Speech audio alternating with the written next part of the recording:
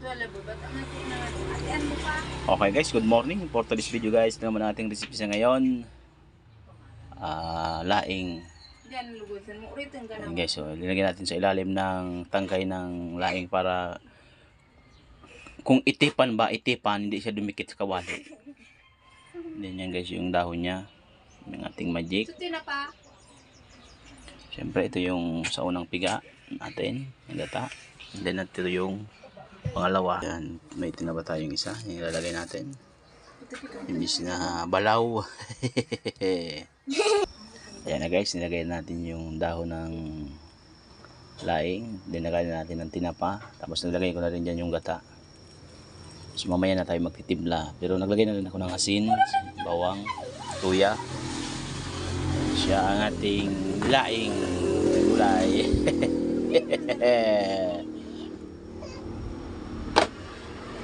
Guys, kumukulo na ang ating laing.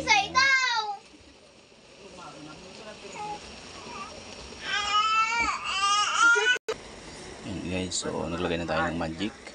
Pakalabot ko. Siya. Kasi magamit na kwarta.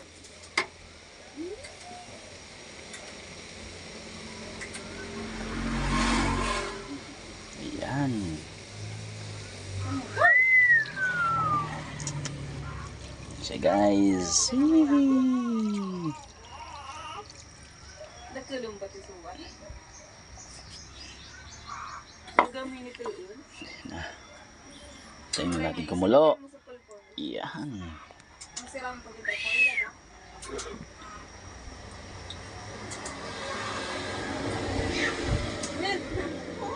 Ay!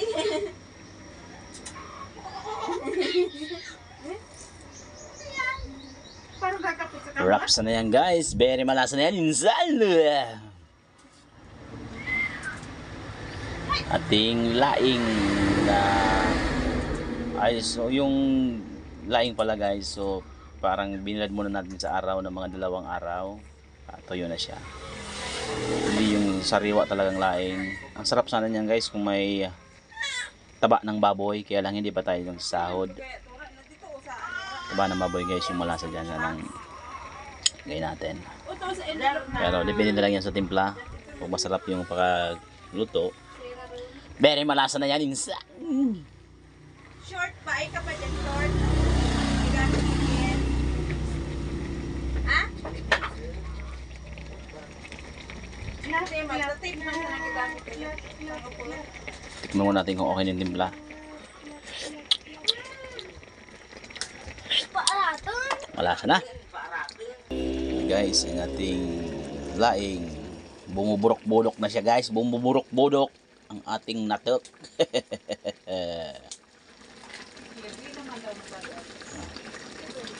Sarap talaga dito guys sa gulay na pag ganitong laing, maraming gata. Ganyan. Tapos hininaan din natin yung apoy. Tama lang yung apoy niya.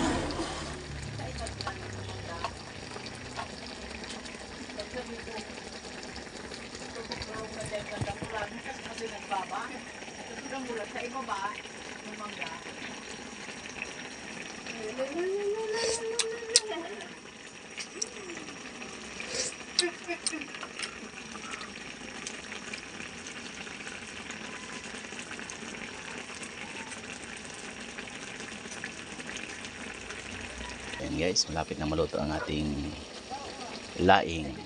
Lagay na laing. Ayan. Very malasa na yan guys. Masarap talaga yan guys kung may taba ng baboy. Tapos kung may mga maliit na sili. Kaya lang hindi ko naman pinilagyan ng sili kasi yung mga bata gusto rin kumain ng ganito. Baka masobrahan naman ang anghang. Okay guys, so lang dito lang tayo. So don't forget to follow, please like and share, and subscribe ang aking YouTube channel, Dikshu Vlog.